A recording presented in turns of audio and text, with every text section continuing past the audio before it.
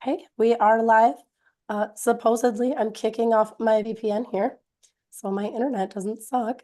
Silima, Imria, which I never tell anybody what that means. If you don't speak of the Sumerian, right? It's it's hello, family. So you guys are gonna have to forgive me. I have laryngitis. I'm probably gonna sound terrible for a couple of weeks. I sound much better than I did a few days ago, so. We're going to be all set here. But today we have a very, very special guest. Krasi Attasio is with us, but we're gonna make her tell us all of the mysteries of the universe and have her share all of her deep dark secrets with us.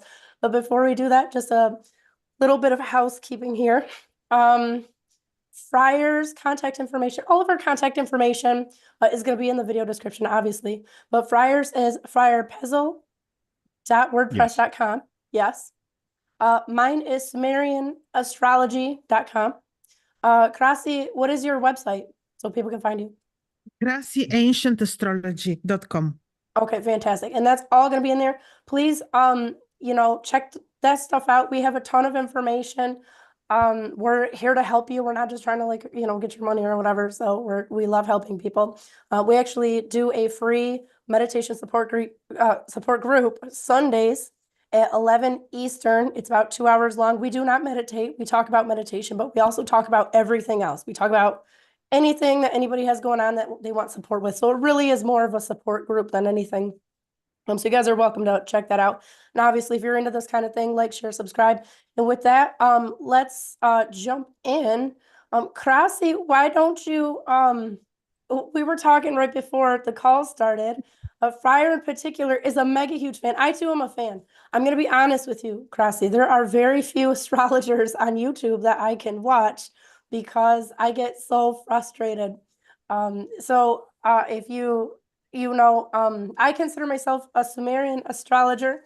I don't consider myself a Babylonian astrologer, namely because, as you know, Babylonian astrology is very difficult, very complex. It involves far more than just the planets and the constellations. You got to take all kinds of which way are the birds flying? Like, there's a lot that goes into it. So I don't really use that terminology. I just use the oldest known myths from Sumer in Babylon, and like that entire period, basically from the Old Sumerian to the Old Babylonian, as the basis of all of my astrological predictions. So, but what about you? What do you do? How did you get to this point? Because as we were talking with Friar, we all at some point when we didn't, nobody starts out an ancient astrologer, right? We start out with the regular astrology that we all have access to, and then we have our epiphany. So why don't you take us on that journey? Yes, exactly. You said it already. Yes, I started with the tropical astrology, and then just like Friar said earlier, something was not right, because how come I was thinking same thing? How come the placements of the planets are such, but then it doesn't really depict on the horoscope the real positions of the planets. So I saw that things are not exactly right. I've been studying, I think, 1 year of the tropical astrology, and it didn't really fulfill my expectations. Didn't feel right, so to say. And then I remember the universe led me at that time to a teacher who was doing in Bulgaria Babylonian astrology, but this was years ago. And I saw how fascinating this is. And then in Belgium, I studied Akkadian, and my God, but of course, this is, because I know that you studied and you practicing probably Sumerian. They use the same writing system, but the Akkadians took from the Sumerians the writing system using different wording, right? They would just use the writing system, and how difficult this is, like to try to analyze, to translate one text can take a year, if not more. Anyway, but just to to understand this energy, to see how it was at that time is already a big deal. And yes, I loved the fact that for them astrology was everything. They lived in harmony with the stars, with the planetary rulers. The planets would be representing certain principles, as you know. Divinities, astrology of the ancients is like in the same is valid, I'm sure, for the Sumerians, the whole Mesopotamia area. The astrology is so esoteric, so alive, so much. You have all these divinities participating in every, if you want, in every, let's say, take a Kitu, for example, they would be praised. Like what I loved really with the astrology of the ancients and what I saw in the Akkadian text is that every single event was associated with astrology, with divination, with magic, astrological magic, ritual. It's beautiful. This is just the perfect connection with nature. Purely hermetic principle would be applied to the Babylonian astrology. This is really what I loved from day one. Yeah, I agree. And that's one of the things, it is so, the mythology in particular, really, I mean, exactly like you said, everything that they talk about, even sometimes when it looks like they're not talking about astronomy or astrology, they are. They Yes. embed so much meaning into every single document. And one of the things that is kind of really sad, I don't know if you've noticed this, I still do a lot of translation now, and a lot more information comes forward about different words and different texts, but the mainstream academics really work hard to sterilize the magic and the beauty. They really want to strip all of that out and just make it very cold and, kind Very of true. put their own modern nihilistic bias onto ancient people, and they weren't like that at all. It was alive. It was very magical. Very, very true. Very true. I remember when we took the text, the translated Gilgamesh and Enkidu, the myth, and I remember the official translation, or Enuma Elish, the creation myth. And when you really sit with the teacher to do the translation, you see the manipulations in the texts, and it is really, really terrible. Yes, absolutely. Same they did with the modern astrology. The modern astrology, I'm sorry to say this, it's really not, I have no bad intentions, but it's really very disappointing when you see the same. It is like, it is like what is happening in the Matrix when there is a real knowledge and they infiltrate it with something inappropriate, or when they destroy it. Yes, absolutely. Absolutely. So how did you, so hold on, let me back up. So you got interested and you started studying Babylonian astrology. You then, or you did this at the same time, if I'm not mistaken, you got into like medieval astrology. That's one of the big things that you're into, right? Can you tell us? I don't know anything about it. I'm just being totally honest. So like I have a general knowledge base at this point. I've forgotten all of my classical astrology. When we do the courses with everyone, I'm like, you guys, what's the modern association of Aries? I don't remember. Like, I have to ask for Friar can vouch for this. Like, I don't remember. So Yes.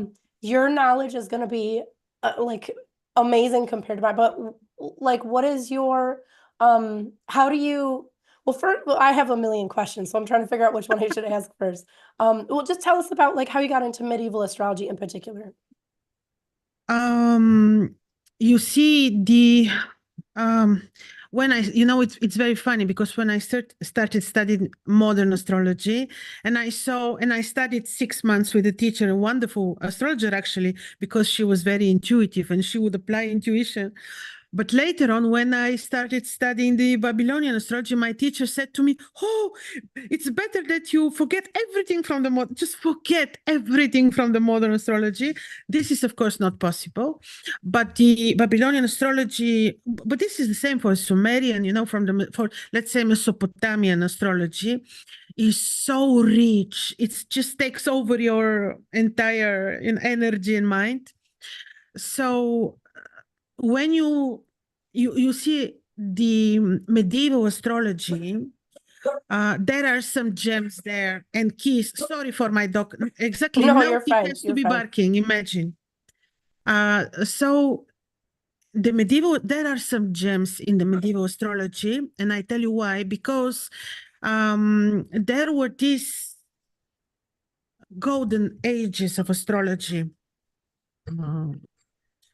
There are these golden ages of astrology, and one is when we have the first Hermes known, in the this would be, I forgot exactly the story. 1 second. This would be 3000 BC or more.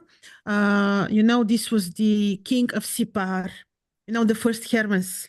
One of the Hermes, let's say just quickly, Hermes is not a name. This would be a title. So Hermes, then this was one of the first golden ages of astrology when he came and he gave the knowledge to Adat and Shamash, and he gave them the knowledge of astrology. So later on, it is believed that there was second Hermes, 860 something BC in Egypt. And then there was another revival of astrology. It is believed that the medieval times were such times when some keys to the true astrology also came out. I know they used the tropical zodiac, but I can tell you that when you don't use the tropical zodiac, when you use the sidereal zodiac and you apply some of the techniques of the medieval astrologers, they work because this is simply the Greek astrology. And and most probably exactly, and you see connections to these times, to the golden ages of astrology in the medieval texts. Of course, you have to question everything. You have to question certainly everything, but there are some very beautiful methods, and there is good knowledge also in the medieval and the traditional astrology. Yes. Right. Okay. But I'm also like probably you do. I'm very certain, with the use of the sidereal zodiac. Also because there is one moment of deception, of the tropical zodiac of the ancients and this tropical zodiac which they use now. So I was watching. Oh, what? I accidentally turned my microphone all the way up. I was watching one of your videos. I think it was just the recent one you did, the Venus transiting into Virgo, and it was really interesting to hear you when you give your prognosis for each of, depending on the sign or the ascendant, however you were doing it. You tell people like this is where it's at, but if you follow the tropical zodiac, then this is where your stuff is. There's no way I could keep that all straight. I could barely barely just focus on one thing at a time. Do you I mean, it's a great idea. You have to be very coordinated, I think, intellectually to be able to do that. But do you find that you have to? Like, do you get a lot of resistance still from people doing tropical and they're just they Probably yes. This is this natural division. I believe people who would watch me or you would be the ones that are interested in the ancient knowledge, right? This is just very natural thing. Like the ones that would love modern astrology would listen to modern astrologers. I think this is exactly that simple. But what you just said, why I'm mentioning the two zodiacs, it came also very naturally because people would ask me when I started with these, predictions, people would ask me what would be for me. I am tropical, Virgo, for example, and then I started really applying this, you see, to answer mainly their questions. But resistance, no, they would simply not subscribe to me. That simple it is. Okay, that's fair. Yes.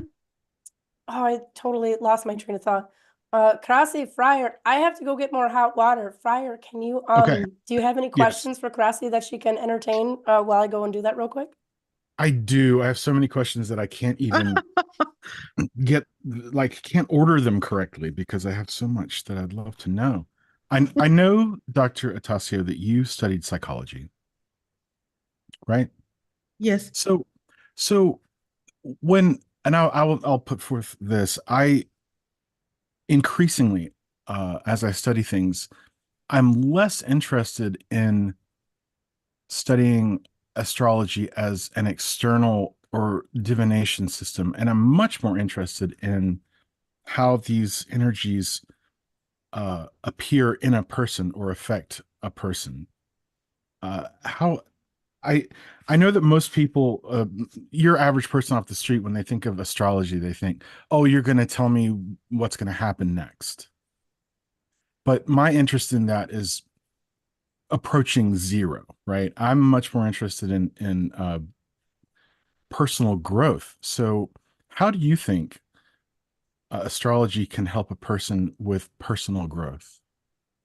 Oh, I love this question very much because this is exactly, you see, astrology, especially the ancient approach to astrology, by addressing the principles of the planets, their main principle, not to this psychological approach. Yes, I studied psychology, but I wish I wouldn't lose my time in studying psychology of the matrix, to tell you honestly.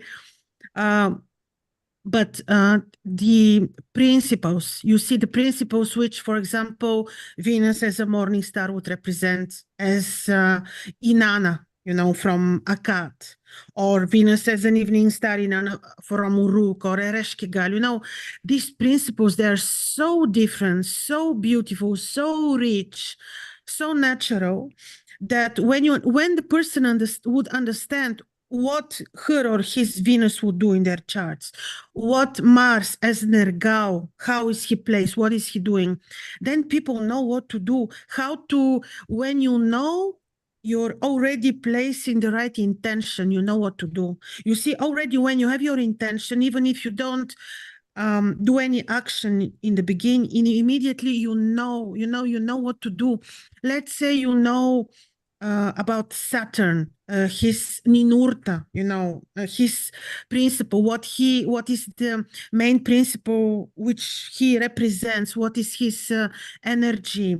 When you look at these mythological stories, and when you explain to the person how Ninurta is positioned in his horoscope, then the person will know really what to do, will know how to seek remedy. Because when you know that, for example, that Saturn also in the Babylonian times was ruler of karma, he opened the gates and the flood took place. So he basically has a lot to do with our karma. And when you know this, when you know exactly what he's doing in your horoscope, you know how to address this divinity. You can simply address these divinities and communicate with them and help yourself, first by the right intention, secondly by understanding and doing, I don't say rituals, maybe rituals too, but simply communicating with them. And this way you automatically will improve your karma. Saturn is ruler of your karma. And when you know the Babylonian, the Sumerian principles, later on look at the Greek principle, look at the Roman principles, you can apply those to your life. These are principles which, when you deeply understand, you already have the remedy.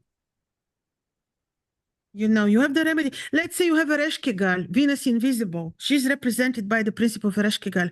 You know the story of Ereshkigal. She was, ruling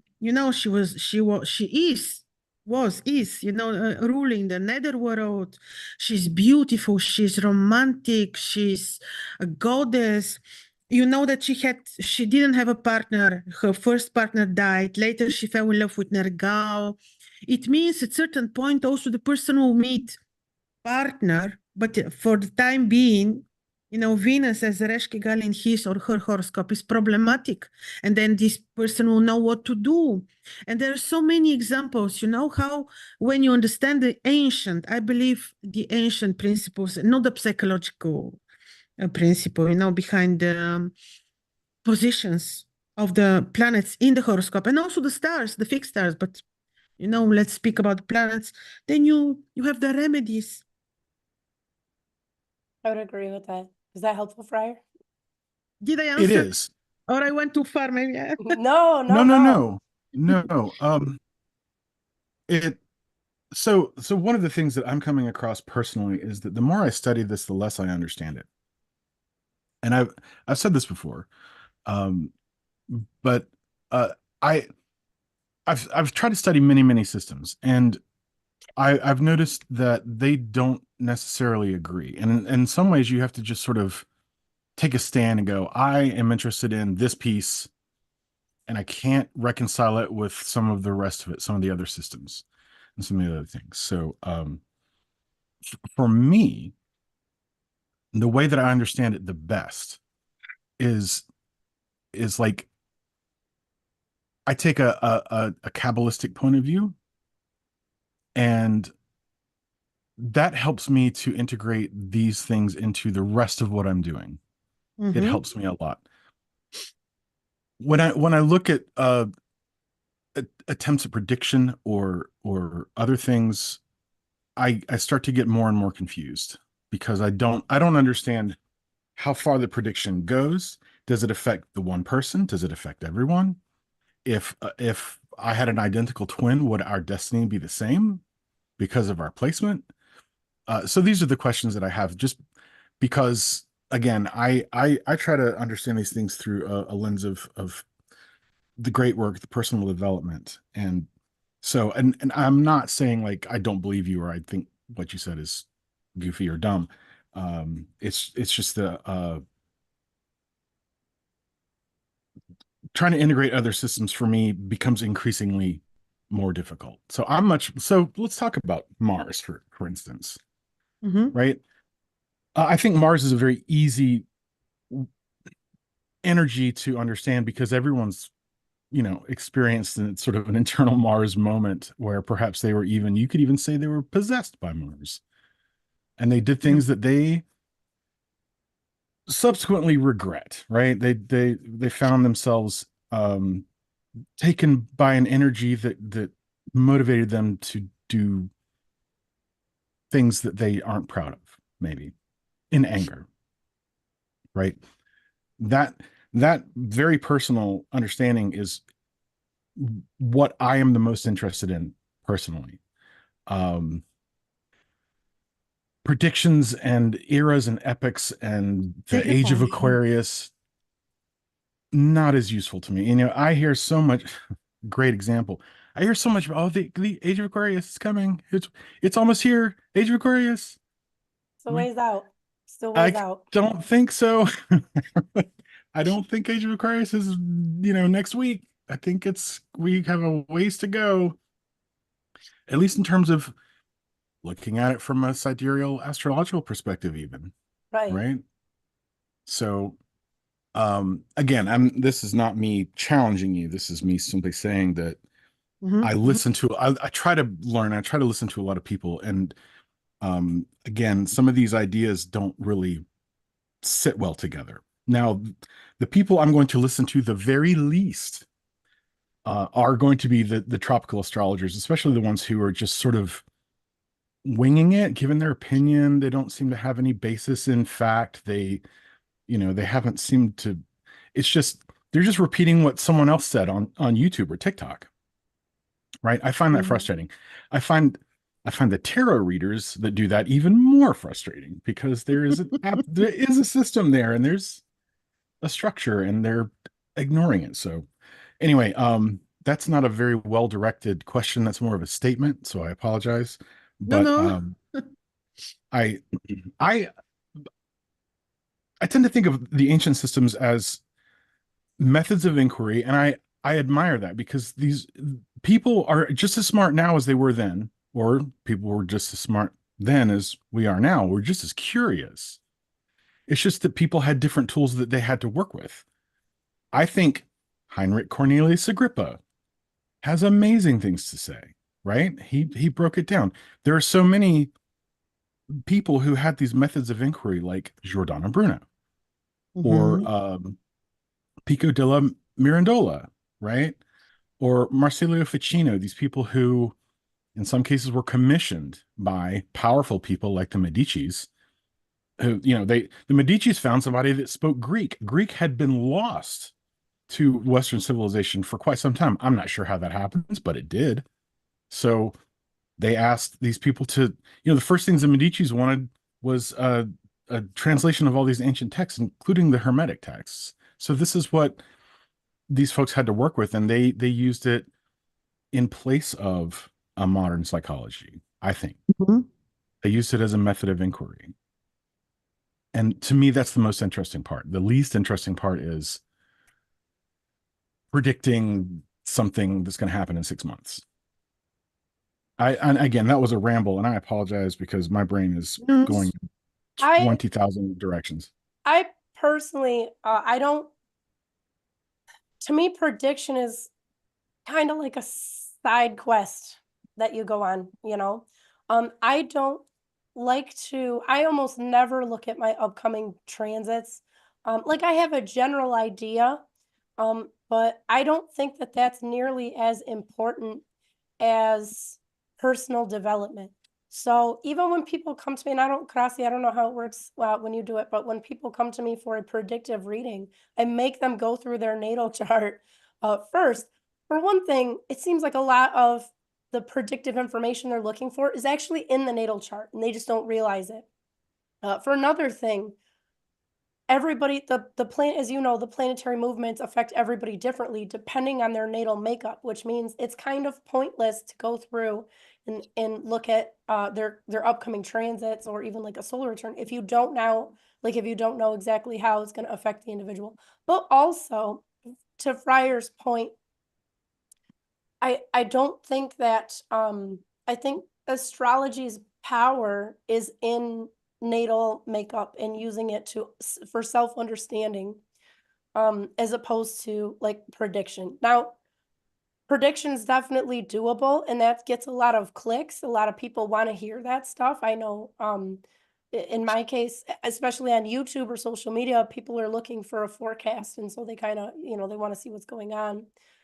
So I mean, there's value in it to some people, but I definitely don't think it's I don't think we should get too hung up on it. And I know a lot of people who would argue with me on this point, but even if you go back in, the astrologers, astronomers, priests who were recording all of the observations and then making predictions based on these, I mean,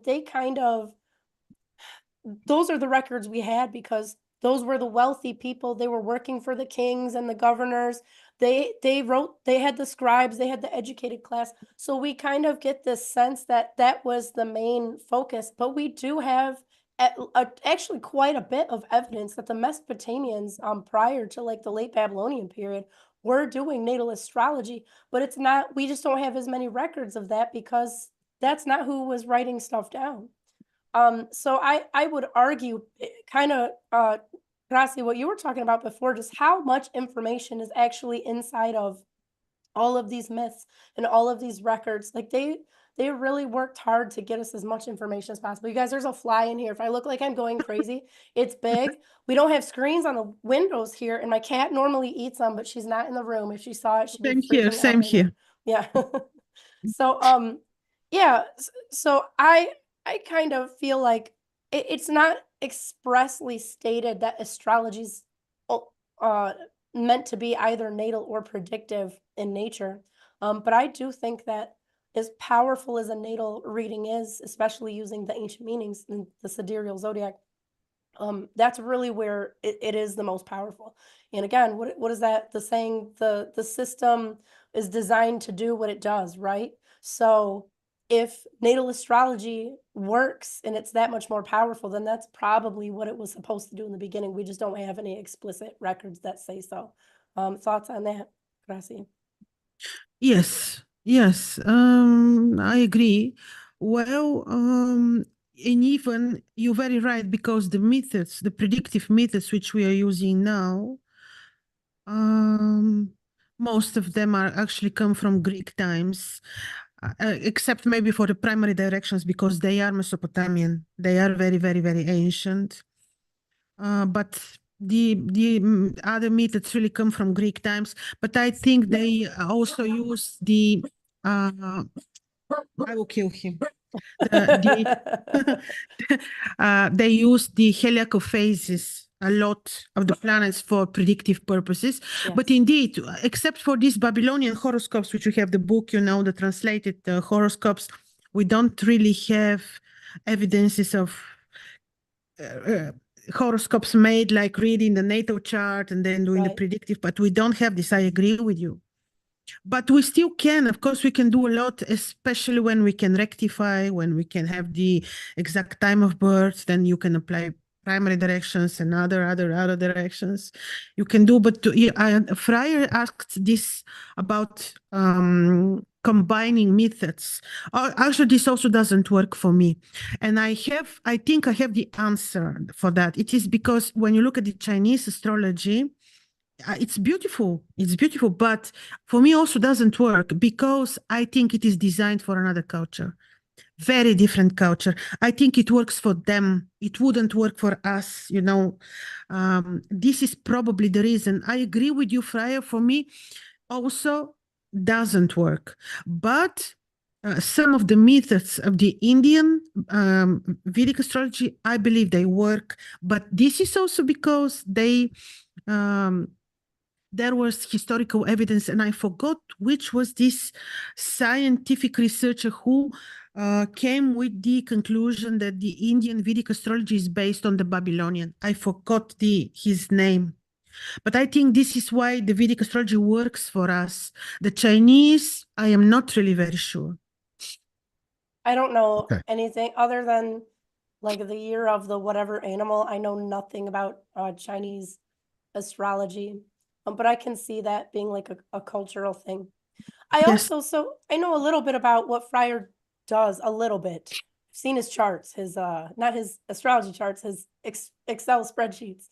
So I have some idea of what he's does with the planetary energies and how he works with them, how he color codes them, and you know, that kind of thing.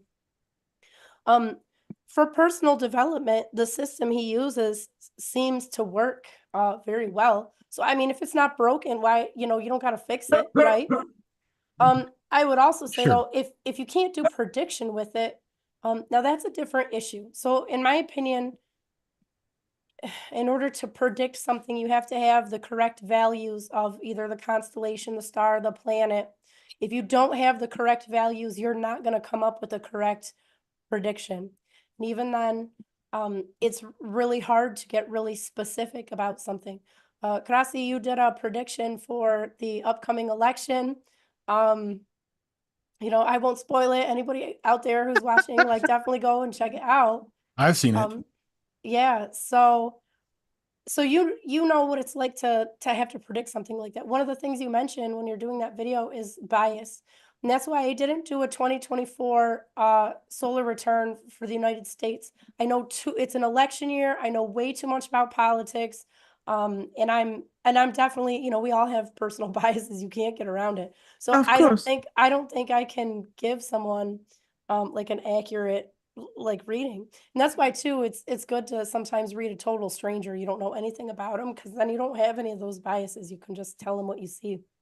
But oh, I had there was a question in there, I assure you. Oh, so like what are the factors? How do you look at prediction in general, especially using like ancient methods? Like how Yeah. do you Yes, I read the approach natal that? chart first, of course, to see if there is a predisposition of somebody to become president, let's say. Yeah, this is exactly like you said, we have to look at the natal, characteristics of the horoscope. And then of course I look at the primary directions if there is a powerful direction promising the event. Then I look at the solar revolution, not the modern one when they use only the position of the sun. This is where is the moon Which one do then? you use? I used Greek solar revolution. Okay. Which is you need to search also for the specific degree of the moon, because where is the action without the moon? You can't do anything without the moon, right? It's very Right, funny when they just keep the moon. So I look at the solar revolution. I'm applying the profections on the solar revolution, the profected ascendant, again, Greek method, Then I also looked at the Vedic cycles, and what else I used? Solar return, profections, the Vedic cycles. Progressed horoscope I made too. In this case, not always, because when somebody comes to you, you cannot apply all these methods. It will take you 4 hours to prepare for the reading. You can't, so, but in this case, I had to because when I was looking at the cycles of Donald Trump, he's in a Jupiter cycle, and he was in a Jupiter cycle when he won the elections. And now he will be entering Venus cycle. So I was thinking, this is not bad. But then, this was not enough. I looked at his, of course, transits you look at, of course. Heliacal cycles, rising of plants, everything I looked at, because the difference between them was just very little. I'm still not very sure if she will win, but I think she's winning because her solar revolution was a little bit better, stronger than his. But I looked at so many, ways with my hope that she's going to lose. Okay. Well. Yeah, it's interesting. It's interesting. And not to go too far down like a political rabbit hole, but it goes back to, what if the chart says somebody wins, but what if there's like some funny stuff going on the back end? Is the chart gonna even tell you if, there's like some shady business and maybe the election's not on the up and up? I mean, I don't know. I don't have an answer for that. Hold on, I got really blurry. 1 second, guys. I mean, I'm still here. I'm just gonna restart my camera real quick. I don't have an answer for that. And I really don't have an answer because I didn't look at the election last time between Trump and Biden. So I don't have a point of reference for like, what does it look like? I briefly would have thought that he would have won. I sure wouldn't have thought that Biden got 80 like more votes than Barack Obama, if we're being like honest about it. But but like that's something that me and Fryer and a lot of people, when we talk about this, that's some of the things that we talk about. Like, astrology does have limitations, like you have to, and just like Krasi, like you said, you had just to figure that out. There's so much that you have to look at. So one of the things I tell people is like, you're not going to predict specific dates for stuff. Now there's a caveat to that. You absolutely can, but the amount of work that it takes, the amount of charts you have to look at and compare from like your country, your city, or you're relocated, you're progressed, like it's so much work that it's not just something that people are just doing with any ease. And I've put this out there before, I'll say it again. I have yet to meet somebody who can predict specific dates upcoming dates with any type of regularities. People get dates right sometimes. I get them right sometimes. Not that I'm like trying to get them right, but it just kind of happens. If you throw enough darts, something's gonna stick. But everybody says, they're like, oh no, I got this astrology reading from so and so, and they predicted all this stuff. I'm like, well, give me their information. I'd love to see. Oh, it was a long time ago.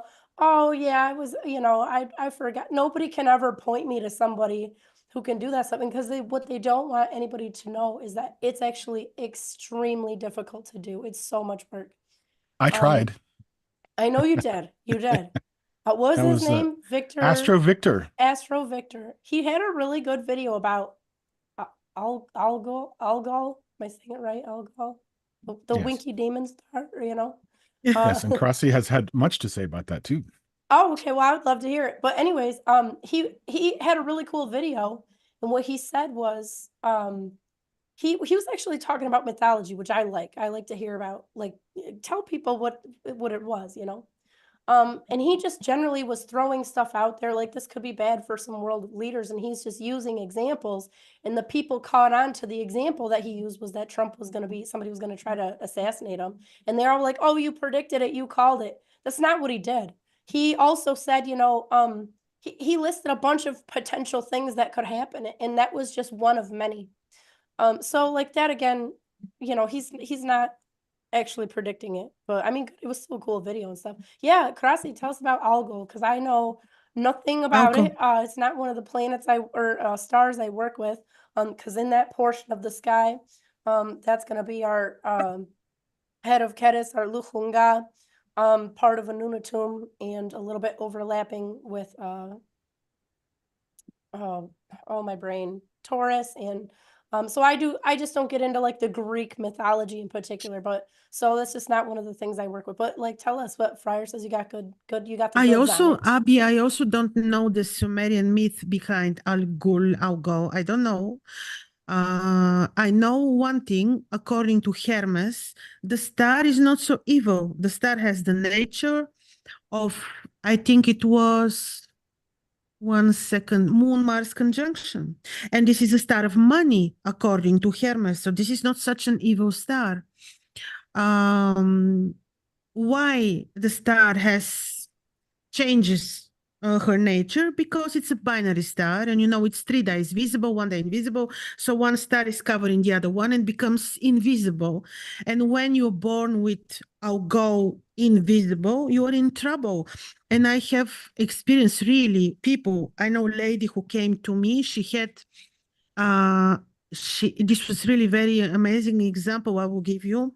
She had Algol invisible on her ascendant, and she lost her sister. Literally, her sister lost her head. Something very, very sad. Yes, so the star can be evil, but not always, you know. I really don't know the Sumerian or the Babylonian myth. Maybe if you know the myth. I don't even know what star it would have been. Do you know the like Babylonian name of the star? What it was called, or in Sumerian? I'm sure I met it. I've forgotten it because lately I use only. I'm sure I met it, but according to Hermes, the star is it's really money star, like everything in Taurus, because the star is in the first degree Taurus. Yes, it can be evil, but it is not necessarily to be evil. You know, in Arabic, al-ghul means bad, monster, evil. Because they just use the Arabic names. But this is also, you see, this is one point I want to make. When we give the names, we already determine the nature and the energy of the star towards us. When we call the star evil, it becomes evil. It's not necessarily so. I love the star. I wear Algol talisman. It's my favorite. I really love the star.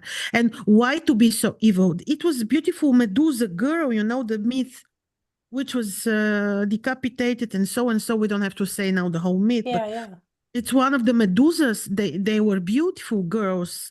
So it's not, I don't know, people like to put labels, you know, on, of course, for Trump, right on his midheaven. It was clear that something with Uranus and Mars conjoining, and his star is also not bad. I checked at the moment of his birth, his star was not dim, invisible, it was visible. So, and that's why this is part of his fortune, you know, is behind his Algol, you know.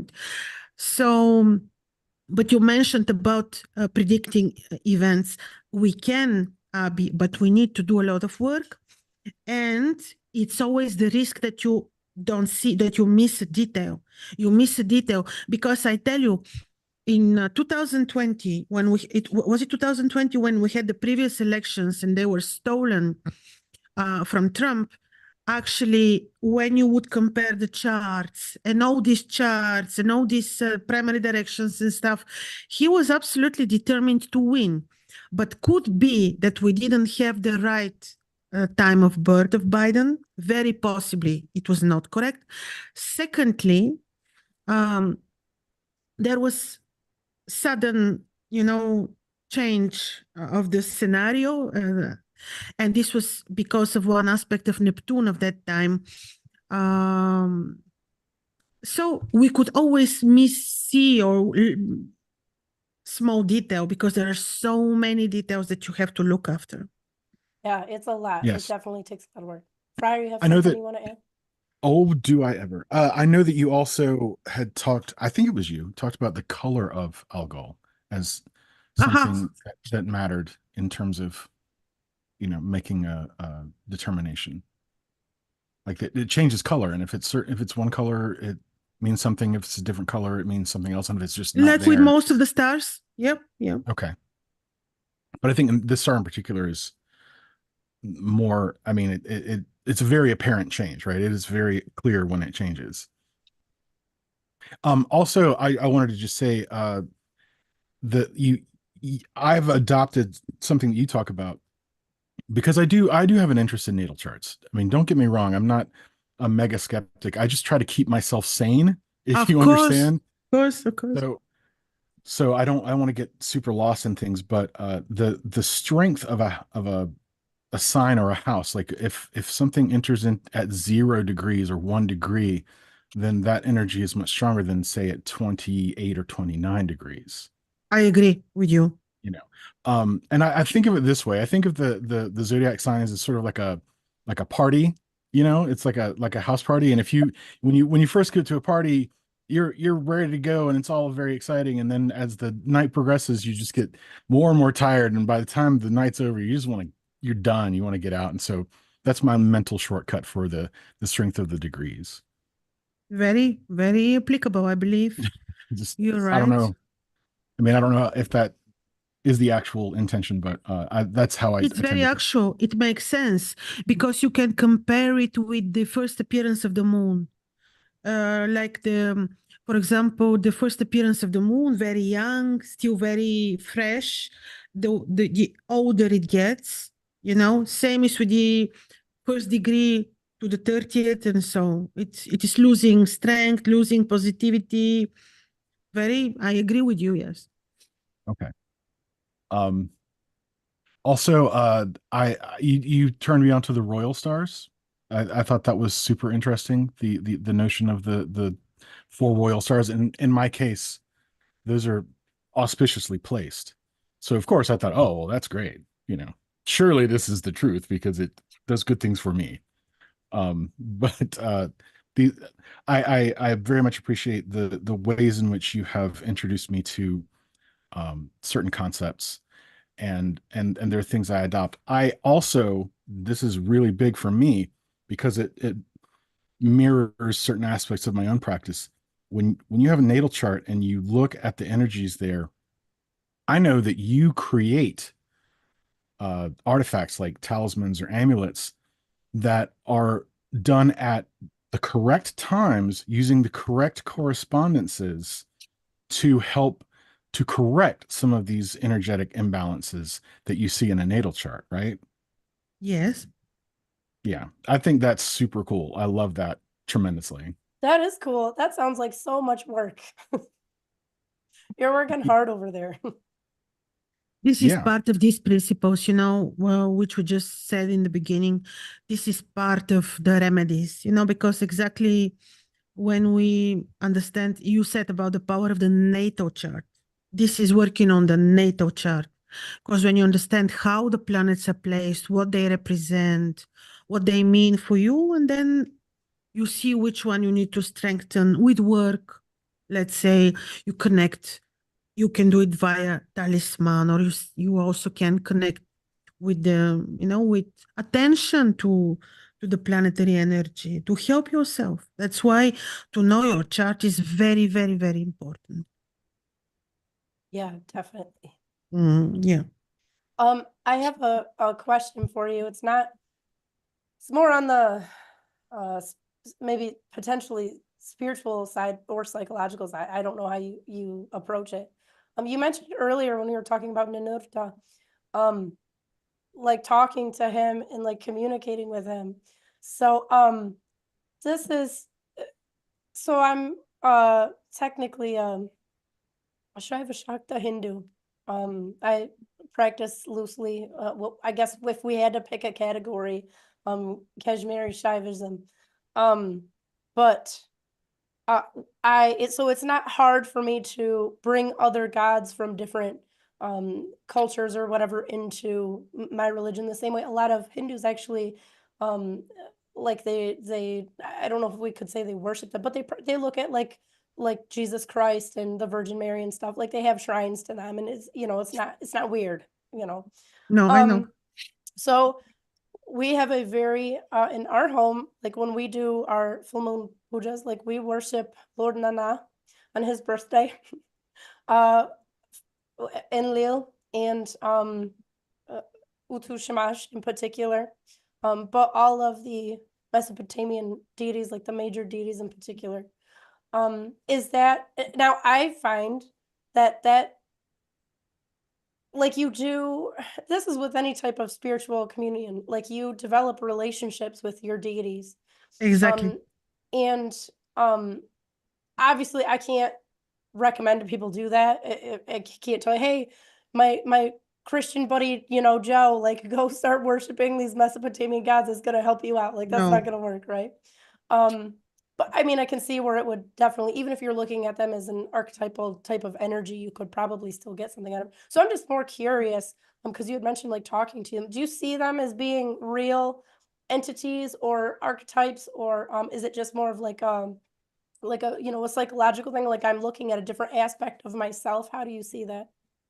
I tell you, I know one thing, how in ancient Egypt they would punish and they would destroy divinity. How? When they erased the name from the temple, right? When they erased the name people would forget and finish with this energy, right?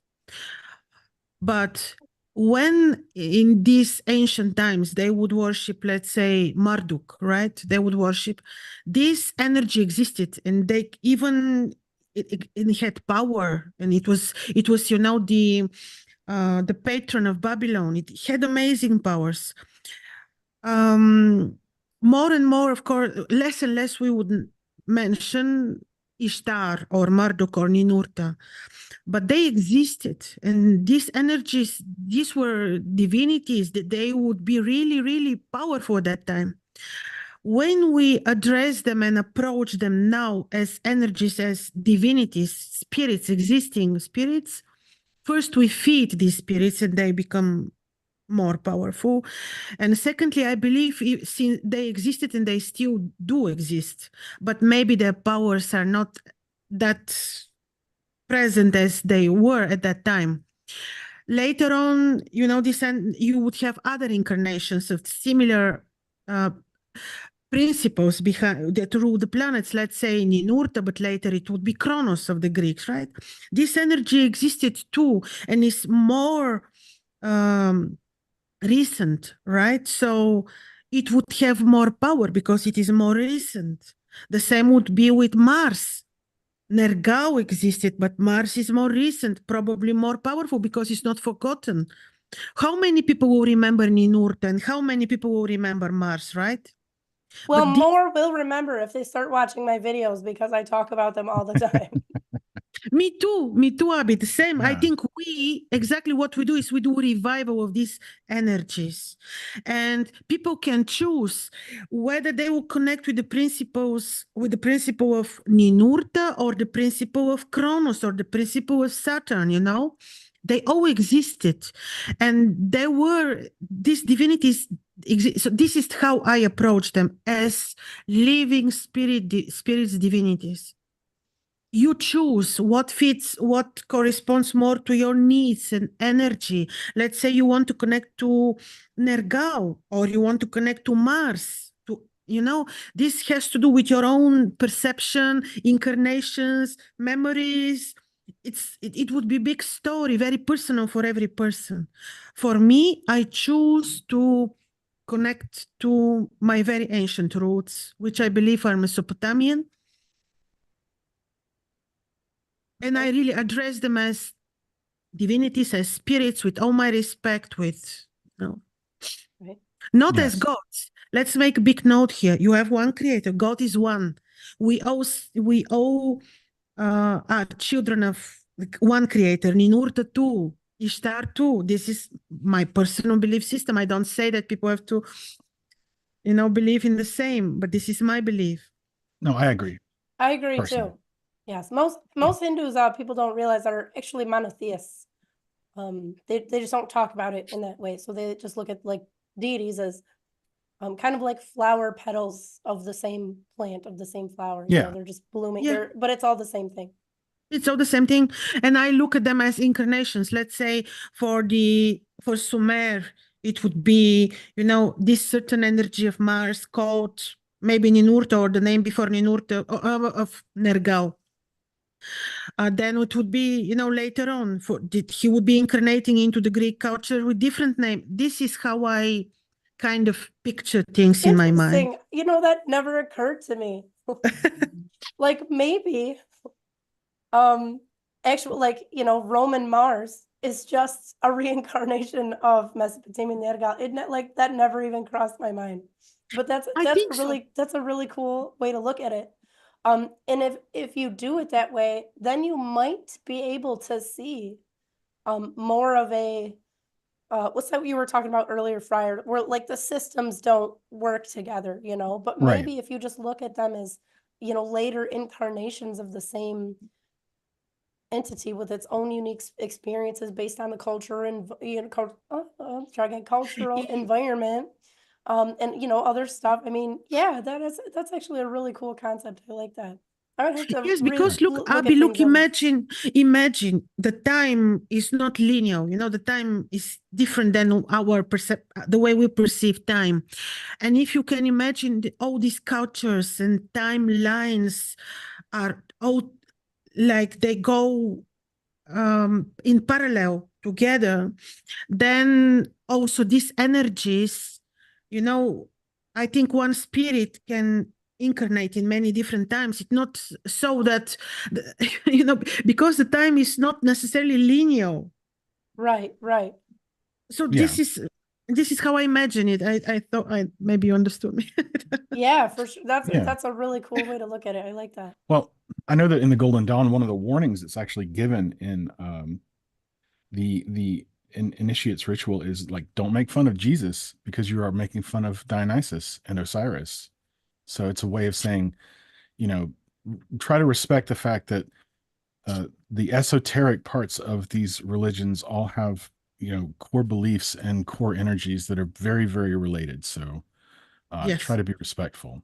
And I find that to be the case is that if you look at the esoteric side of most any major religion, they tend to agree on much of the same things. It's when you get out into the details and especially the exoteric parts of these religions where they start to clash, but in terms of the inner teachings, they're very much the same. Yeah, and I think you can see that too, just as a good example. Maybe it's a good example. I don't know. I could be totally off base. But if you look at the original versions of Venus, the goddess Venus, or her Greek counterpart Aphrodite, she was very similar. She was actually a war goddess, just like Inanna and Ishtar. She didn't get some of those like super. I mean, Inanna Ishtar had superficial traits too, but like she didn't lose those war and victory traits until a little bit later. And I think, again, I think there's probably more overlap in some of these gods and deities or archetypes entities than people want to admit on the surface. I mean, that's been my experience anyways. I've also seen, now this is like an entirely different rabbit hole. But there is a lot of similarity between the Mesopotamian constellations in particular and or even the deities like the archetypal figures and Hinduism. They have a lot in common. Like Ninurta and Lakshmi and Virgo. That's definitely one. Sarasvati and Enki with Aquarius. Yama and Gemini. To an extent, Nergal, he also becomes like, he's essentially goes into the underworld, and we can look at it as in a sense of dying, even though he's the lord of the underworld. But so there's I think there's definitely something to it. I sure wouldn't make fun of anybody's deity. That's rude. Like I like I can't even put myself in that situation where somebody would like insult somebody else's God. Maybe insult some goofy, you know, beliefs or Well, it practices, which happens. yeah, just for, but I don't know. Yeah, It's definitely exactly. No, different. no. This is not a good idea at all. Who would do that? I mean, who would Right. do that? I see it all the time, you Oh, know. really? Well, yeah, I mean, look at how the religions fight amongst themselves. I mean, especially if you look at modern politics, man, it's all over the place. The people have a Yeah, but a lot lot of of people get wrapped up in that stuff are not healthy human beings. Something's wrong with them, like that's not a Yes. normal thing. You guys, I have to go put another pot of hot water on. So can you just talk amongst yourselves for a second? It might be a minute. absolutely. Okay. No, that's fine. Dr. Tassio, I hope this Krasi, Krasi. Please come in. well, I want to be respectful. That I hope Mm. that we're not too off-putting. We tend to ask a lot of questions, and because we also ask questions of ourselves. So these are not disrespectful No, no, questions. These are please. No problem. this is real methods of inquiry, because that to me is the most important part. Like, I find that any given system is very valuable if you use it as a method of inquiry and not just sort of accept, like, oh, somebody said that Zeus has thunderbolts. Like, great. What does that do? What does that mean? What are we talking about? How does that change my life? How does that make me a better person? How does that keep me sane? Right. Mhm, Um, mhm. so again, we're just this group of people that I'm with. We're that way. We just ask a lot of questions, and it's not out of disrespect ever. Of course. Just to let you know, because we're very very curious people, and that's I think a lot of us, you studied a lot of different things, and you found the pieces that made sense to you, that really spoke to you, and then the pieces that you subsequently rejected or said, this is not as important or valuable to me. So I I like, again, I am interested in astrology. Again, it's uh contextualized within the way I do things, especially magic. Um and what I Mhm, find mhm. amusing is that I have people who want me to do their charts, and I think, I'm not an astrologer, guys. Like, I'm really not. But I can convey my understandings of the planets and their placement in the zodiac as it pertains to you, and maybe your challenges, and maybe the energies that were given to you at birth, and some things that you may have to deal with in terms of personal correction. But that's as far as I go, Mhm. you know. So if people find that useful, great. I just think that they should probably go to Abby or you for their charts. What about planetary magic? You do that. I do planetary magic, yes, and successfully, I might add. Which you said, if I recall correctly, that while you don't have to know exactly where the planets are at the time, you could technically time it, and you have before to make it like I extra good, right? Yes, I'm much more likely to use planetary hours and planetary days. But part of that is just helping to align myself. Now, if I wanted to put some extra spice on that burrito, then I would try to get some planetary alignments going on, and maybe, pay attention to the phases of the moon. But it's not, with what I do, it's not strictly necessary. Um, because what I do is based sort of on the belief that we are all born with these parts within us, these energies, and in some ways, it's me focusing on a specific, let's say, the Mercury energy. Okay, if I'm going to do magic for someone and they need books, I would do a ritual of Mercury, and I would go through a process of imagining and vibrating certain god names to energize myself. And then I would focus all that energy. Once I've created quite a lot of energy, then I would focus all that energy on Mercury. I would visualize, for me, from my system, and I realize that Krasi has different colors, and that's fine, I but do it's too. meaningful. Yes, it's meaningful to me to visualize orange. Okay. And in so doing, I'm activating the Mercury in me and also the Mercury in the person who I wish to affect. Given quantum entanglement, I don't think that's so weird. Right? In some ways, it's like if you've ever played in an orchestra or been around a room full of musical instruments and someone plays one of them and you hear the other ones start to hum, even though no one's touching them, that's like a vibratory sympathy. And I don't see why that doesn't work on other levels. That's effectively the basis of the magic that I do. I'd agree with that. So in this way, you might perhaps see why I personally am less interested in the external placements of these things, although I'm willing to pay attention to them if I really wanted to punch through. But because of the internal personal nature of these energies, it's not as important. However, again, I'm not dismissing the importance of it entirely. It's just what I tend to focus on, if that makes any sense at all.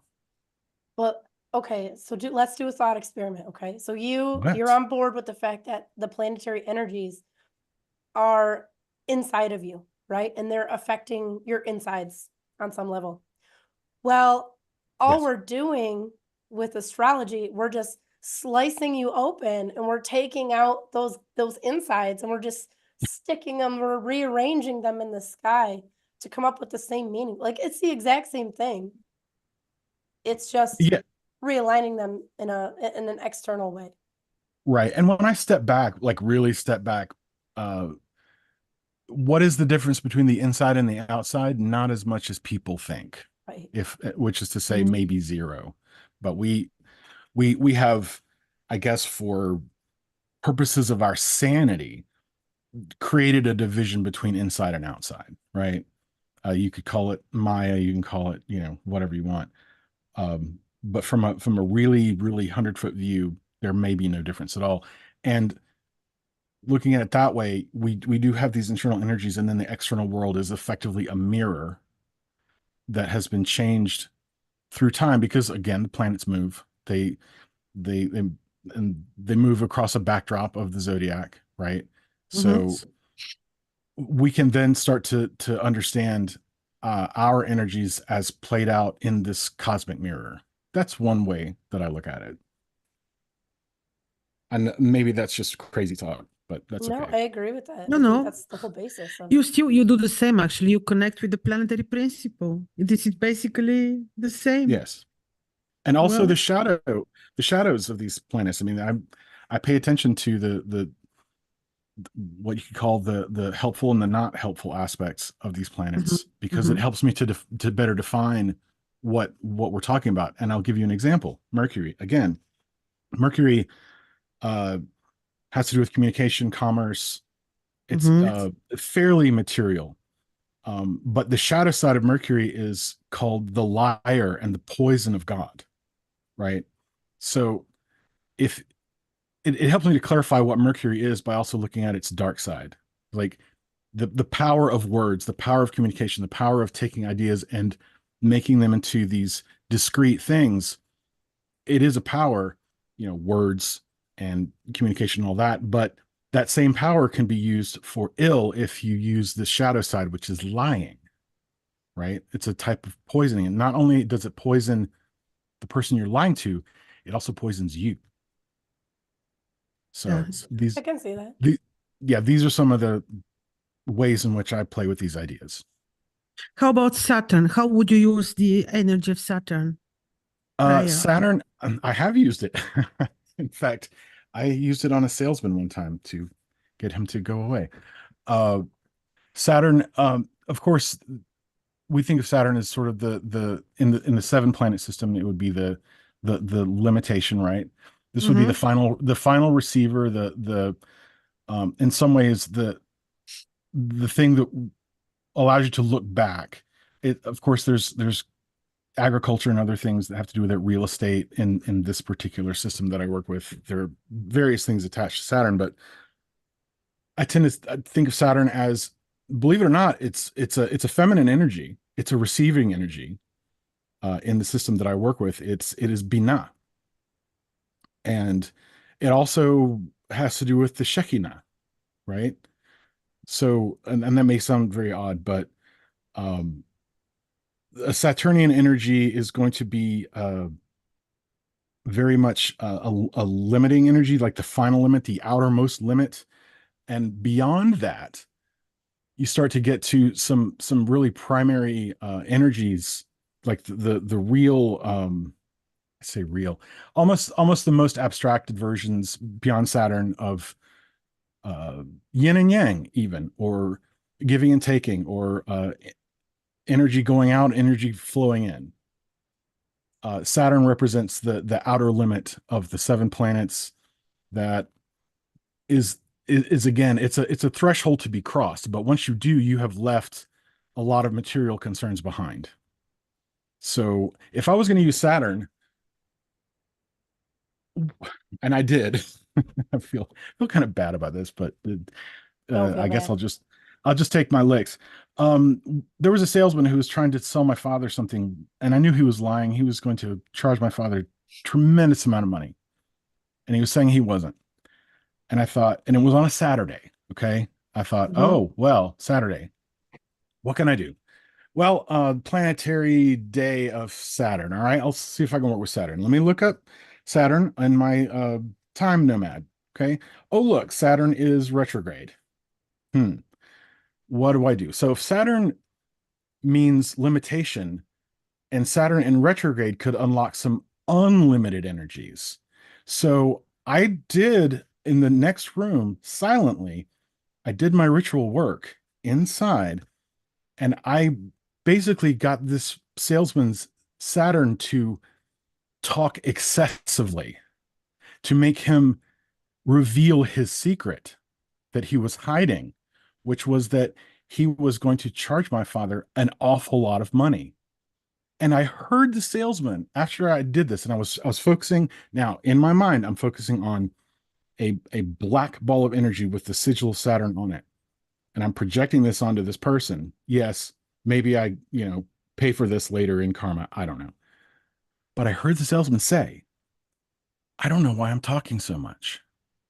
I just don't normally talk this much. I'm just really, it's weird, guys. I don't normally, but yeah, I'll tell you. And he told him the real price. And my father sent him away. He said, he got really angry. No, it's not hard for my father to get angry, but I basically killed that deal because I wanted the salesman to spill it. And that's how I did it. So that is a practical example of me using planetary magic to get a result. And I used Saturn and kind of used the reverse of Saturn, because based on the energies of the day. Yeah, I see. Can I jump in there real quick? And then Krasi, I'd like your take on this too, because I don't get to talk to many Mesopotamian astrologers, like almost ever. So because there's not a lot of us out there, right? No. I love Saturn. Okay, I love Ninurta. He's like one of my favorite. Now, there's associations between Pablo Sang and Ninurta, and I do have my son in Sagittarius. I don't know if that has something to do with it, but I just love him. He's awesome.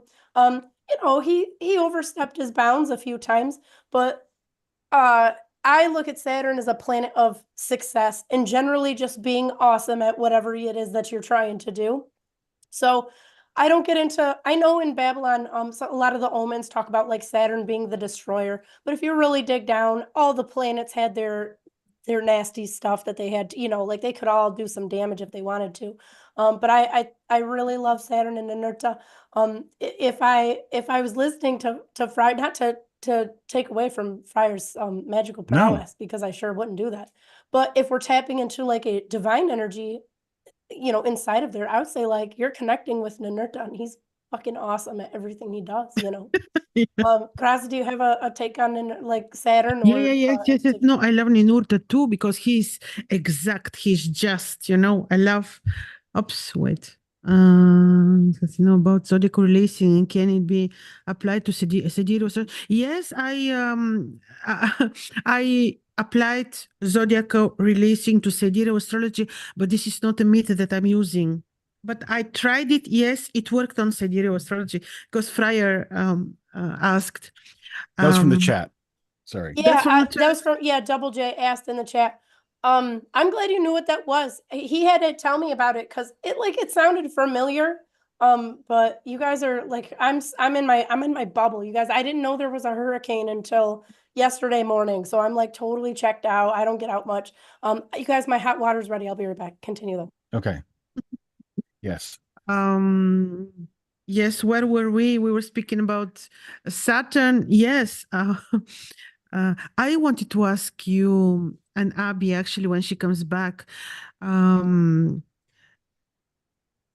cosmology of the ancients. I wanted to hear actually your opinion about the cosmology and this, and also what Abby would say about the cosmology of the Sumerians, because I found out that the Babylonian cosmology is representing something which resembles very much the dome above Okay. Earth and flat Earth. So this is maybe, I don't know if this is the right topic for now, but I wonder if you find this interesting. I do, in so much as I've heard.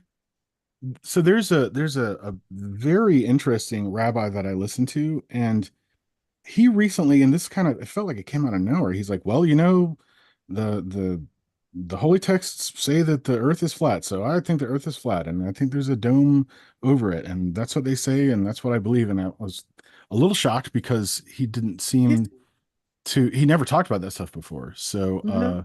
Who are we I talking about? Yes, oh Abby, this was my question to both of you about the cosmology of the Sumerians, because the Babylonian cosmology, there was this depiction of dome above earth, and then you would see the hierarchies of the gods. You would have a dome, and above the dome would be the water, you know. So this depicts pretty much the flat earth cosmology. Did you also see such texts in the Sumerian of Sumerian times? So, I'm not the expert on the Babylonian text, so I can't speak to it. But prior to that, there's no evidence that's this. My mic got real loud again. Sorry, guys. There's no evidence that the Sumerians thought that the Earth was flat. I suspect a lot of they were working with tablets, clay tablets. Like they were limited on space. So if you're trying to communicate your concepts of the Earth and how things are laid out, you have like they drew the pictures better than I could probably do it in the way they talked about it, but I don't really think that they meant that stuff literally. Like when they talk about, see if I can get anything. Okay, so, and this goes back to them layering information on everything that they touched. So in the Epic of Creation, which is a Numa Elish, that's Babylonian, they talk about the Absu being both a person, being the actual aquifer of water or fresh water under the ground, and also being a place in the sky, which was probably located in the western fish of Pisces in a constellation known as the Field, which was like a little square patch right between both fish of Pisces. One was probably a bird. But so to say that it's the same thing when they talk about the Mesopotamian underworld. If you just like, if you don't look into it too much, scholars will tell you, they have no problem telling you that the Mesopotamian underworld, or whatever word they want to use for it, was dry and dusty and dead and dark and like nothing happened. But we know they had banquets. We know that the sun went into the underworld, illuminating it. The moon was there. Presumably, all of the planetary gods, when they were down there, made everything light up. We know that's where they had the Garden of Knowledge, where Inanna eats the fruit of the tree and learns all of the information of sex. There was another one, what was it, like the Garden of the Sun, and all these trees gave birth to like these beautiful jewels. So there's contradictory evidence. I think this goes back to that secular call to just completely dismiss the ancient people's true knowledge base and just look at it from a totally surface level. And they don't want to admit that they had this deeper cosmological information. The same thing, they didn't want to admit that they didn't want to admit that the Babylonians were doing any type of natal astrology, and they had to go back on that. And that wasn't that long ago.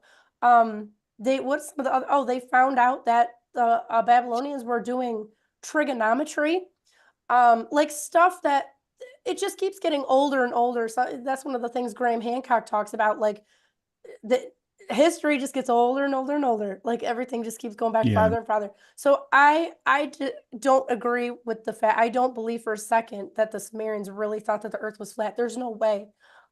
Especially so even though technically the Babylonians are accredited currently, who knows how long that will last, with the 30-degree circle, the 24-hour day, 60 seconds, 60 minutes in a second, 60 seconds per minute, blah, blah, blah, whatever. We know that from their architecture, thank you, that even into like the Sumerians, the Akkadians, like they were doing geometry based on this 360-degree circle. And some of their calculations, especially if you look at the rising times of the stars, the heliacal rising times, they couldn't have been that accurate without knowing that the earth was a sphere. It's not even possible. But people just, they're like, well, I don't see it written down, so I guess it never happened, Yes. Krasi's like, yeah, right on. Dead space, dead air. What you guys got? No. I'm just deferring to our guest as I always do. Processing. What about the trans-Saturnian planets, Freya and Abi? Did they know about Neptune, Pluto, Uranus? I've seen arguments that they did based on like things like the city layouts of things where the spaces between buildings represented the spaces between the planetary orbits, and that there were buildings and placements that included the trans-Uranian planets. I've heard that. It's not something I actually use in my work. That's not to say it's not important. It's just not something I focus on. I tend to think of those as more generational things. And that brings up another point. I do wonder sometimes if, because you can think of astrology as a cosmic clock in some ways. And there are cycles, there are smaller cycles and larger cycles, and there are, faster planets and faster objects and slower objects, sort of like the minute and second hand of a clock. I wonder if we or they were trying to preserve the knowledge of like sociological cycles in an astrological context, meaning, civilizations have lifetimes, and they grow and they're great and they are destroyed. And, this happens over a sort of a predictable time period. And I just wonder if we are not being told to remember that when, we talk about these greater and lesser cycles. Like, it's just a thought. I'm throwing that out there to the experts in the field, which I am not. I have no reason to think that they couldn't have known. Even if they pulled that information out intuitively. I also don't have any reason to believe they couldn't have figured out telescopes. It's not that hard. Like I'm not saying they probably knew about Pluto. Pluto is actually a really weird planet, if we're going to even call it that. But like Neptune and Uranus, I mean, they might have. Who knows? I think, unfortunately, Zechariah Sitchin kind of perverts that. He does take some what are very clearly not like it's not evidence of them knowing about the outer planets. He definitely twists that around. And I think that kind of sucks, because like they might have known. It's very possible. Now I don't, Krasi, I'll throw this to you. I don't usually, let me back up. When I do my natal readings, so they usually, on average, they run about an hour. I can go through an extremely detailed reading without doing anything with the outer planets, nothing with the aspects, just the planets and the constellations. So I do, it's very primitive over here. We point and, you know, talk, at whatever planet in the constellation. Hmm. But, what ends up happening is with the outer planets, I don't even know, I don't know if you answer this too, if you even work with the outer planets. But it seems to me like they end up just telling you a lot of the same stuff that the visible planets already tell you. They're just telling you in like a slightly different way. So it's like it's extra information if you have time for it, but I definitely don't think it's critical. I think that the main ones are like the 7 visible planets, you know, the sun and the moon and whatnot. What do you Mhm. think? I used to work without them too. I would totally ignore them. Even in my program, I would skip them just not to see them, you know. But then I changed my mind in 2017 when Uranus entered, it was April, when Uranus entered Aries. And I saw just in front of my eyes, I just saw how this entrance of Uranus into Taurus was just in a blink of an eye, fast, quickly changing people's lives according to the house where he is in their horoscopes. So I thought I cannot ignore this anymore. I just cannot. Okay. I was, you know, it happened just in April 2017 because I saw he's entering someone's 7th house. Boom, sudden change, like really sudden overnight. Then, you know, I saw this happening. I know it wouldn't be the same when he would enter Taurus or Sagittarius, but I'm telling you what happened when he entered Aries. For some reason, his energy in Aries was very, very prominent, very. So I thought I can't skip them anymore. I just can't. And Okay. I was doing the same. I would really not look at them. Or if somebody would ask me, people would come, oh, tell me what is happening now with Pluto in my horoscope. Then I would look at this. Now, since April of 2017, I really started working with them in addition. Like last point, I would first look at the 7 planets, then I would look at the 3 additional planets. I believe we probably have to, because culturally they play a big role, because people gave them energy. People expect from them, give them life, give them energy, and they live in the horoscope, you see. That's why. It's like the divinities. You give them energy with your attention. Same happened with this planet. And now you see revival of the fixed stars. Previously, people would totally have no clue about the fixed stars. And now suddenly everyone, even the modern astrologers, started, you know, talking about the fixed stars, which is okay, but we give life to these energies. That makes sense. Okay. For sure. Yeah, it's like the Copenhagen interpretation of like quantum astrology. You know, Yes. we by our observances we collapse the possibilities into Yes, what's and going to it's part happen. of our awakening too, you know. This is another revival of astrology.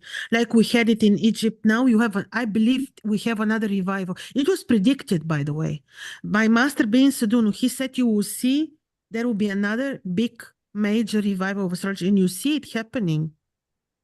I hope so, and I hope it involves more people like looking at the actual sky in In this constellation. sense, yes, but like becoming you know, there is also this popular astrology, which is very, very dangerous. It serves the matrix. So in this sense, I hope it is not. But if there is a real astrology, like people really, like you say, observe the sky, connect with the nature, with the sky, with earth, with everything, like applying truly hermetic principles, then yes. But you see also this soup of astrology too. Yeah, definitely. Speaking of connecting with the sky and looking at the sky, I've been having so much fun. I totally forgot to Is it time? yeah, to do like a quick overview here of this coming week. Now technically, hold on, let me share my screen. Share the screen.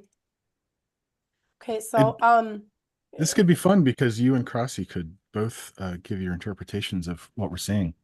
Well, Ah, wonderful. I feel bad because she just like did a whole big she works hard. I'm over Like- here like, oh my God. She's like a She does work powerhouse. hard. Both of Yeah. you too.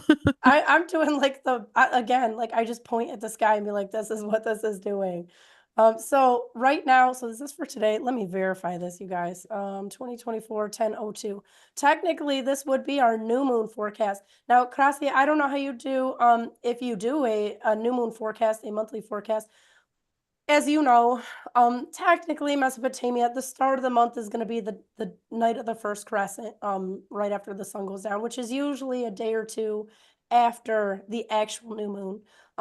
I just, like to do the new moon because it does not based on whether or not anybody sees it. It's just like a timing thing. Let me see here. Hold on. Where's the actual time? Where's our moon? Krasi, do you use stellarium? No. Okay. You use I use it actually. When I'm Placidus? searching for a star on the sky, I point and I use it. Yeah, okay. Yeah, it's awesome. It's awesome. Absolutely. So I'll just give my quick take on this. I'm not going to spend too much time because we're all here Please to do. no, Please do. we're here to listen to you today, Krasi. You're here to To both take of you too. all of the work off of my shoulders. But basically, we have a new moon in Virgo every year, so it's not a life-changing situation. It is interesting though. At this time, we also have Venus here. I would call this Libra. I think anything south of or east, technically, of Spica, is more in the claws of the Scorpion area. Now, I find this to be much more of it is social, not necessarily because of the normal things people hear about, but in Babylon in particular, as you probably know, these were the claws of the scorpion. These were most of the omens were related to like the marketplace prices of, seed oils and whatever. The scales themselves were used for financial transactions. Now, at the same time, the way I like to describe this is back if we were talking 100 years ago, your marketplace was like the central part of your village or your town, and it still is in many places. That's where we go and meet our neighbors. I live in a very big city, but like I go out to the store every single day at the same little markets and everything, and like you interact with people. So there is definitely still a social element here. But Venus in Libra, I do think that this emphasizes some of that more, like some of the more emotional or heart connection to some of our loved ones, and our people in our community and tribe. I really think that this can foster, especially this month with everything going on over here. I do think this can foster some more positive, beneficial relationships. At the same time, we have a conjunction with Mercury and the sun and the moon. In my experience, when the sun is close to Mercury, it tends to soften Mercury's very cognitive energy that it can kind of go wild. I think that this gives us much more softness in our body, maybe allowing us to be a little bit more intuitive. I look at Virgo as the furrow in the frond, and essentially aspects of Ninurta, if we're gonna go all the way back prior to the Babylonian period when the furrow in the frond would have been the consort of Magick. But this is much more like Mother Earth energy. I see her as being very soft. Now, if you are an accountant or you work with numbers and stuff, I do think this probably can benefit you too with Mercury here. But Mercury obviously is relatively close to the sun. I do think this is a very intuitive placement.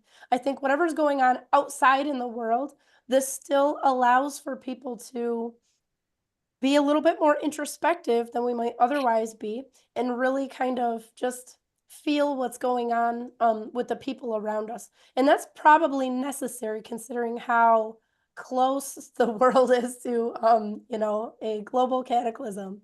Speaking of, even though we can't see this comet, we do have this comet swinging by. It is very, very interesting. We talked about this back in the spring when we were recording the Ancient Astrology course. We were talking about it with Pat. It'd be cool if we could see it. Obviously, we can't because it's right outside at the time. Let me see. Well, it's a different time. We wouldn't be able to see it there anyways. But it'll be interesting if this has any sudden, craziness come down, the closer this gets to the moon and the sun. Let me see here. How far is it? Do we have a specific date here that we're working with? Looks like, yeah, fortunately, I think that's going to break up, but the 8th, 9th, 10th, 11th, 12th, I think with this conjunction with Spica, with this here. Now, I don't get on the bandwagon of like, oh, the world is coming to an end, the financial markets are going to collapse. I don't really get into any of that. But if I had to, look at something in the sky that say maybe there's like a big event that comes during that period, I would say that's probably a good one to look at between. So this would just be what we said, the 8th to the 12th. Now, we wouldn't be able to see this this comet without this program. So I don't know if that factors in. I'm just being honest with anybody watching this or you guys. Like, I don't know. It's more, from like a scientific standpoint, like kind of check it out. And then obviously over, what is this week? Hold on. We got the October 2nd to like kind of the 9th. It's already back here. Yeah, so I would say that's mostly, this resonant energy is probably something that we're going to be seeing. Saturn still floating back and forth here between Aquarius and Pisces, and then Mars, Jupiter, who I saw last night. Oh, is so beautiful. You guys go outside, not you, Krasi and Fryer. I know you guys don't need to hear this, but if you're watching this video, please go outside and look up at the sky and like see how beautiful these things are. Like this is your heritage. Like this connects you to your ancestors. It's so powerful. So please consider doing that sometime. I do think this is a very creative placement with Jupiter here in the Hyades, still in Taurus. Mars, I think, is more on his sensitive side here in Gemini, which is probably an okay placement for him. But generally, the month, other than this weird period here, which is interesting, I can't make a prediction on it one way or another. I just think it's interesting. That's probably how I would call it. Krasi, what's your take on this? Yes, today is the eclipse, Abby. We have the eclipse right now taking place. Oh, okay. Yes. Yeah, like I said, I'm pretty checked out most of the time. I don't know what's going on half the time. Yes, no, this eclipse doesn't really, well, it's part of two, the first one was on the 18th of September, and now this cycle is closing with the eclipse now today of the second. I was thinking, how funny that today we are making this talk, during the eclipse. But, I've been researching what happened 18 years ago with the same eclipses, the same axis afflicted by eclipses. And many interesting events. One of them, you will be surprised, another attack of Israel on Lebanon. I was surprised because the same is happening now. Then you had, actually, the events were not very fortunate, the events which took place 18 years ago. Then another 18 years ago in 1988, well, this is eclipse on the axis of Pisces, Virgo. Pisces is so important because it is about the era. We're still in the era of Pisces. The point of the vernal equinox is still in Pisces. It's not in Aquarius yet, but because it is about to leave Pisces, we feel the energy of Aquarius, all these technologies and typical Aquarius events are taking place. But this, all these 4 or 5 eclipses of this year are very important. They are important for everyone because of Pisces, year of Pisces, major presence of Pisces. We see the water, the flooding. We see the all these people which live in the Middle East, and nothing surprising. Like the eclipses just enhance what we know about what is just happening. Still, the good is what? The good thing is that the first lunar crescent, the first visible crescent, exactly like you said, like the Sumerians would look at, like the Babylonians would appear with Venus in Libra. And then we have this major trine. This gives me hope that nothing is so bad, actually. And this is Tishrit, month of Tishrit, which is the beginning of the autumn. On the 4th, we are starting the autumn. So we have 6 months ahead to look at. Next 6 months will be like determined by this major trine which we see on the sky. So I'm positive, of course. We know what is happening. We see it with the eclipses. I don't want to repeat to sound negative. I don't feel negative. But you see, in 2006, same things happened like now. Other misfortunate events, like there was big plane crash and 209 people died in India, that sort of events took place. But this is the balance. We chose to live in these interesting times, end of major cycle, at the gate of the year of Pisces and Aquarius. This is big, big, big, the major mystery teachers are saying that we've been people which are coming to Earth now, which are born now. Also, we've been waiting on the queue to come and experience this particular time on Earth. So we cannot complain. We have no right. I do feel like that a lot. Like this is definitely, it has to be the most unique time in human history. Like for better or worse, what an awesome time to be alive and see the change and shift. I used to think about that even when I was young. So like in the early 90s and stuff, I would think back to my grandparents who, or like my great grandparents who were around before cars. Like, wow, what would that be like to, go from seeing, you got rid of your family horse and you got like a car, like that would change everything. Same thing, airplanes. That's never been lost on me. And I wouldn't have thought even in the early 90s, you wouldn't have think anything cool like that's ever going to happen in my lifetime. But oh, did it? Like, Yeah. the information age is a totally different animal than some stuff like that. It is a fascinating time to be alive. I'm personally Yes. really grateful. I had a lot of Ren Fair groupies, like friends who they want to relive the medieval times without indoor plumbing and antibiotics and stuff. And it sounds really cool, like to do some cosplay and go drink mead and stuff like that until like your power goes out and then you don't have running water, you can't flush your toilet, and like most places in the world can deal with that stuff. They still have like one foot in both sides of, like here in Russia, I don't know what it's like in Bulgaria, but a lot of people still have like outdoor toilets, which that's a different conversation. I actually think that's a superior method, but that's a different conversation. Namely for survival purposes, because again, if you lose your well, you lose your electricity, you're kind of screwed. But I 100% like I look at the train going by outside my window. I'm like, yes, technology. I see smokestacks. I'm like, yes, that's gross. It smells bad. But there's like progress. Like human beings are evolving and we're learning how to. I see that people are striking the balance. They're trying to strike the balance now with nature, and I think it's just a really long process. I heard somebody say once, and I really agree with this concept. I mean, I don't have any proof, obviously, but he said that human beings are designed to be technological hunter-gatherers. We weren't necessarily meant to be, farmers and like eating grains. And clearly, we're not designed for that, but we are very technological. That's something that comes so naturally to us. That's why we're so embedded in it so very, very quickly. And I think I really think we're at that point where there is this turning point in human society. We were talking about that on one of the meditation calls the other day.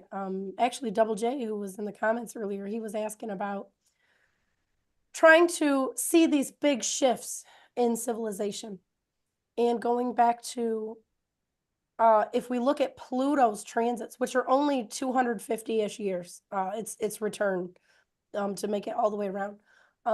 That's probably the best way to see like some of these much bigger cycles. But there's definitely, not to say it's all an exact science and an atomic clock, but there's definitely cycles and they are written up in the sky. We're experiencing it right now. Sorry, I'm rambling. I'm sorry about that. No, it's fine. Yeah. We have a question. do. Did you ask the question, right? I brought that question from the chat. So this From the is chat.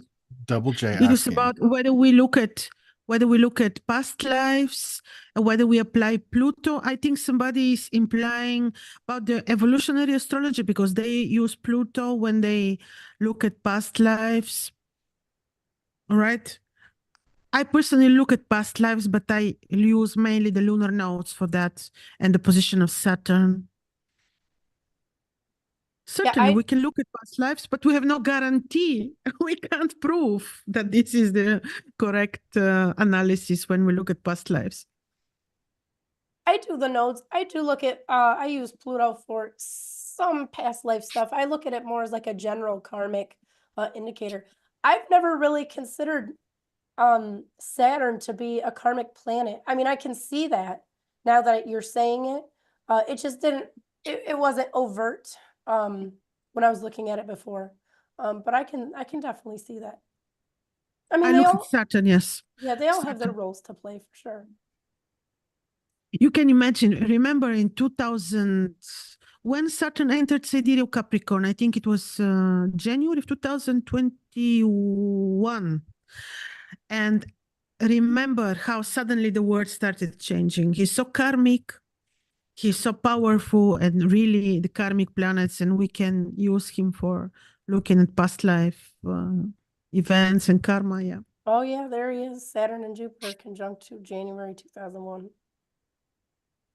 Glad you can remember that. I can't remember what was happening last month, let alone 2001. So I have a question. You know, as has been reported in the news, the Western North Carolina and Eastern Tennessee have basically been turned into a very realistic Ren fair because people don't have power or water or food and they're all covered in shit. So was there anything in the chart that indicated this might happen? I mean, I'm just throwing that out there. Well, I wasn't looking for it, but I mean, and again, there's that comet that's very, very close swinging through, like right out there. Again, we wouldn't have seen that. Most people in their astrology programs, I don't even think they'd have to look at something like Stellarium. Right. Just based on the normal planetary positions, I would say no. And again, how hurricane seasons every year. Yes. What are the odds that somebody's going to get messed up?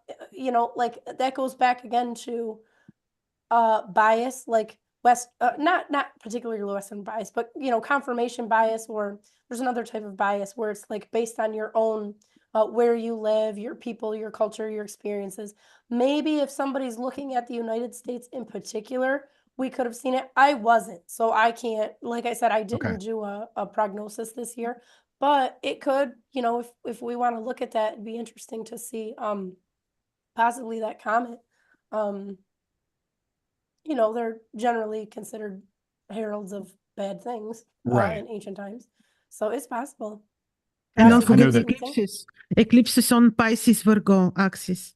So, Dr. Atassio, I must ask this question because of what you've said various times in your on your channel. What do you have to say to people who want to like go outside and bathe in the energies of eclipses and things like that?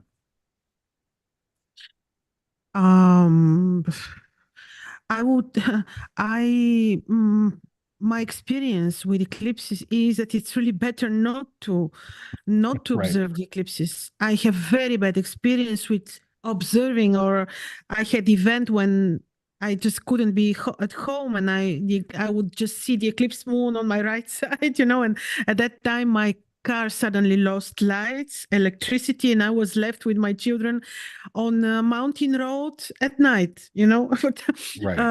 So this is my personal experience 2 times with eclipses, 2 times.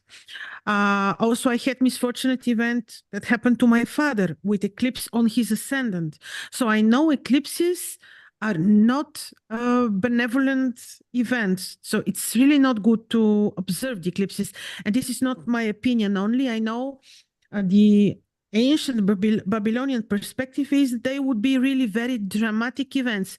I know that the astrologers would observe the eclipses. You know, the Sargon the Great, they would have this tower, and his astrologers would just climb and would see for ominous, events around the eclipse. They would do, but it is. I think this is really not a good thing to do. Okay. I know the Vedic Indians, they say don't even expose your food to the eclipse, don't expose your water, don't eat during eclipse, don't do rituals, just do nothing, Okay. Yeah, I've been told not only by you, but if you're familiar with Esther Kaminsky, she was also a student of Rumen Kalev, and she did more of a Kabbalistic Babylonian type astrology. And she said, stay away from that energy, stay away from that light, close your windows, don't get in that. It's bad. Yeah.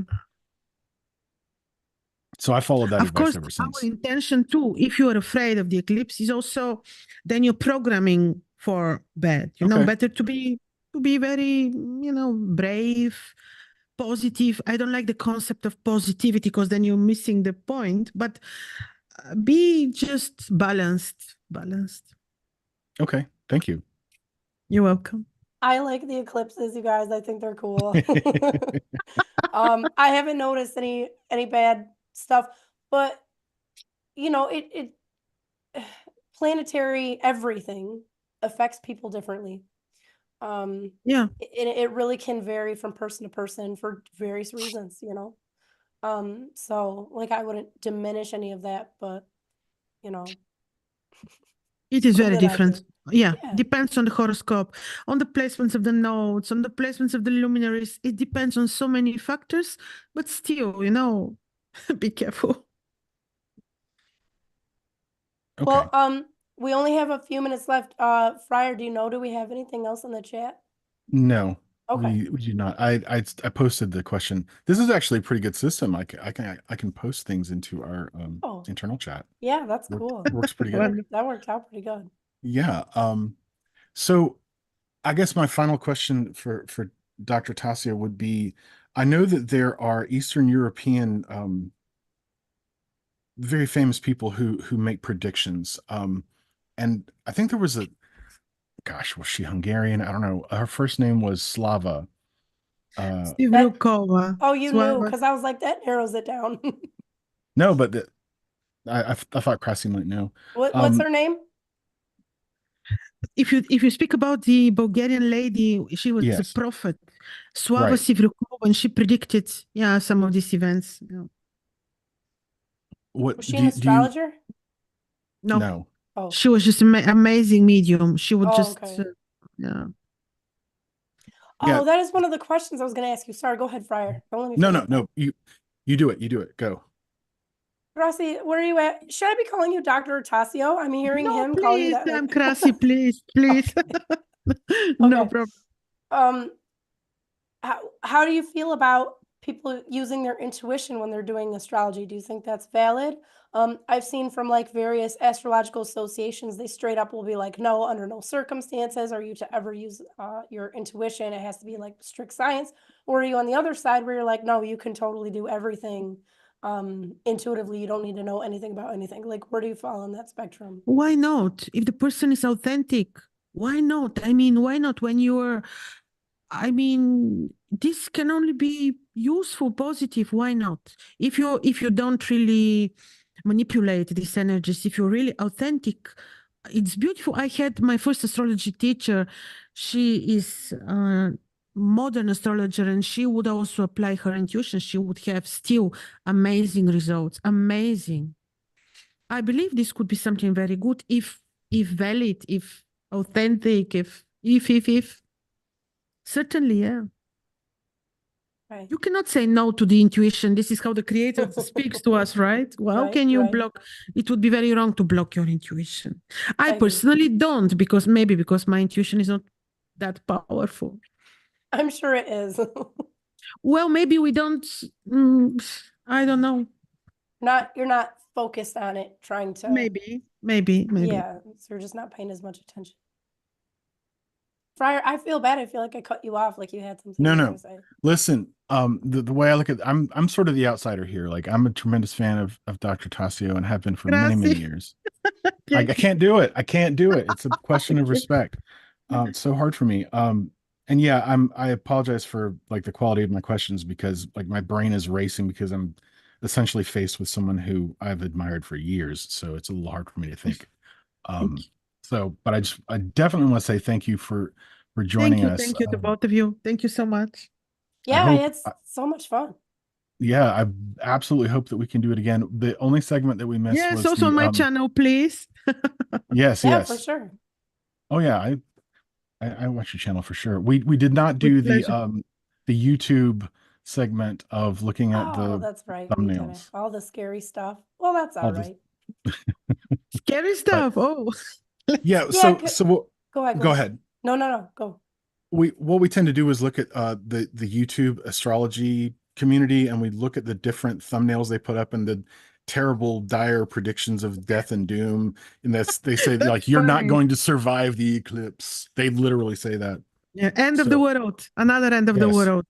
Every week. Every Every week. Yep, and they're racking up the views. They definitely Yeah. know what they're doing. This is yeah. People are not blind. I mean, everyone sees this is manipulative. Same I like hope television. so. Always watching television for the same reason, and now Well, maybe if we have you back, and I certainly hope we do, then we can run through those sites together. this would be because I fun. think- Please, let's do it. Yeah, for sure, for sure. That would be very funny because just I think a week ago I was thinking, and I met this somewhere in Bain Sadunos or somewhere, one of his students, or I don't know, someone said, when you hear very negative predictions, prophecies, this comes from the black lounge, the dark lounge, really. They just these attempts to create worries, fears, anxieties. This is not good. This is not. This will result in evil events because we Right. have our free will. We have our free will, and we can, with our thoughts and speech, we certainly can program events. And when Right, you, and as astrologer, because you have certainly this level of knowledge, and when you predict and when you speak out predict evil events, this is dangerous, and we bear responsibility. I Yeah, wholeheartedly agree. I would even call that black magic, honestly. No, yes, of course. Mhm. Yeah, definitely. Well, on that happy note, we can go ahead and wrap it up.